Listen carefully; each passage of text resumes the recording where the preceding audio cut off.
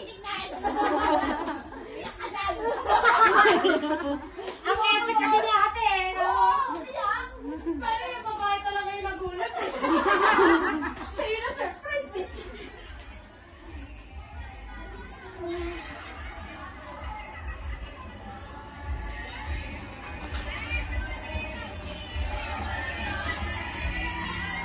Iyak na siya ng iyak.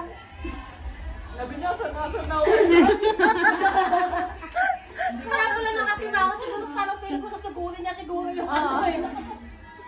Bakit ba kasi ayaw niyo lumabas? Siguro sabi niya dun sa pinapasundo yung Amaya. Dami namin pag lumabas kami. Surprise ka namin sa labas. Counted. Hindi yan. May live pa naman yun. Ibaba mo talaga. Pag nalaman ka na Ayaw lumabas ah.